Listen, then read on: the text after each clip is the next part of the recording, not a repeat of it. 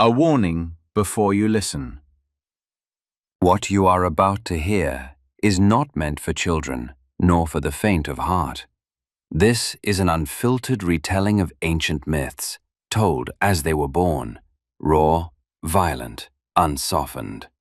Expect scenes of brutality, curses that linger, betrayals that reshape fate, and a hunger for power that shows no mercy. These myths were never meant to lull children to sleep. They were forged in blood, shadow, and fire. So ask yourself, are you ready to hear them as they were first told? Sources and references can be found in the episode description. Chapter 3. From the Epic, the Uprising, from the cave to the edge of war. When lightning meets guile, the birth of sacred poison. There was nothing on that mountain waiting except a mind quietly preparing the end of the world. Zeus had arrived. His steps cracked the stone like they carried a judgment not yet declared. Behind him, the sky didn't weep, it waited. And ahead of him, she sat, Metis. Not standing like a goddess flaunting her pride, but seated at the edge of a chasm, watching a fissure in the earth, as if waiting for it to whisper a secret never meant to be spoken. There was silence in her presence. Not the kind that submits, but the kind born from cunning turned into faith. Her body, slender, but unsettling, not made to be touched, but to be understood. Her hair flowed long and wavy, draped over her shoulders like pages from an unread mind. And her eyes, they didn't ask, they watched, each blink enough to topple a kingdom. She wasn't beautiful the way lovers dream. She captivated the way an idea does when it threatens everything you believe. Anyone who saw her knew they weren't ready to meet a woman like this. Zeus approached. He didn't speak. But he wasn't silent. He looked at her, like a man who knew she knew too much. She didn't rise.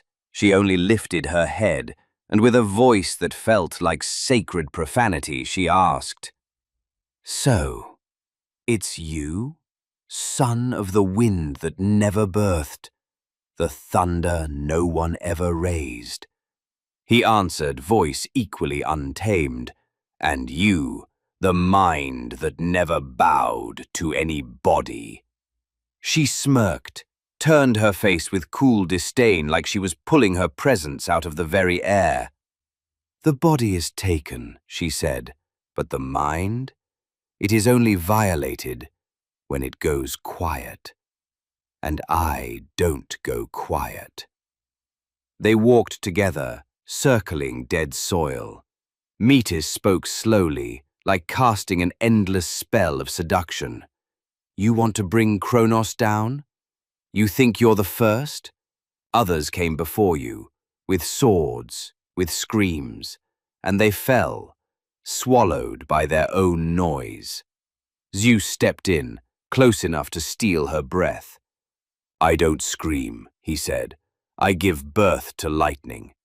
She answered, "Lightning burns, but poison?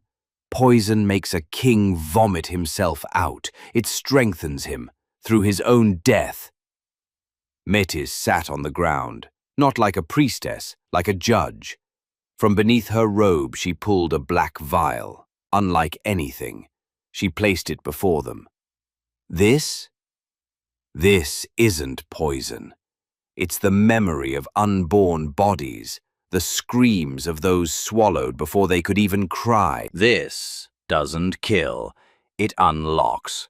So tell me, do you dare to fight, not with the sword, but with vomit?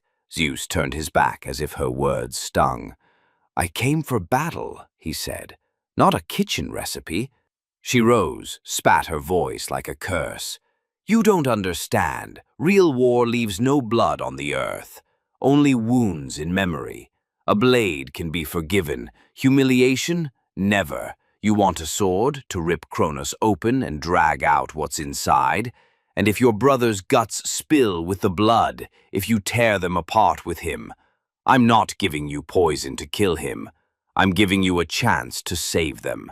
Your brothers are still alive, suffering inside him every moment. If you kill him now, their names die too. But if you make him spit them out, only then can you take up your sword, not to rescue, but to end everything. So tell me, Zeus, did you come to avenge or to reclaim? Zeus stepped back, like a rib guarding his heart had suddenly shattered. He clutched his chest, not from pain, but because he could feel them screaming inside him. He closed his eyes and saw the womb where childhood had been devoured. He heard the voiceless cries, Hestia, Demeter, Hera.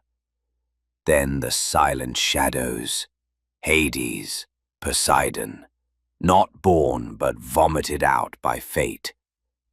He opened his eyes slowly. Did you make this? From air? He asked. Metis answered, her voice dripping with maternal damnation. I made it from the ashes of 3 gods, who starved to death screaming beneath the throne. From the blood of an eagle that stabbed its own heart, so it wouldn't sing for tyrants. I whispered to it in the night, mix with milk from a mother who never nursed, whose breast rotted from guilt. And with a silence unheard, a curse from a forgotten woman left at the altar. Then I added something that resembles nothing, the rage of a mother who never gave birth, the body meant to be held, not devoured, a scream that history never wrote down. This is not poison. This is a shameful history, compressed into a single drop. And then she said, slowly, as if pronouncing the final vow of a royal death rite, if you truly wish to bring them back, let me slip this drop into his cup. Then watch, as he vomits his throne piece by piece until he spits you out, not as a son, but as a wound. Zeus stepped close, touched the vial with his fingertips. And if he drinks it and doesn't fall? She answered, then you were never worthy to carry the lightning. That night, no smoke rose, no star fell, but the plan of poison was born. And for the first time, Zeus knew the coming war would not be won by fire, but by the drink. This chapter of the epic has come to an end, but remember, what you've just heard is not a record of facts, but the echo of a myth, a story born from the imagination of the ancients, etched into the long memory of humankind. If this tale stirred something in you, if it opened a door to reflection or wonder, don't forget to support the channel and share the journey with those you love. And in the comments, tell us which moment in this chapter struck you the most and why. We'll meet again in the next chapter of this audio odyssey through time. Until then, farewell.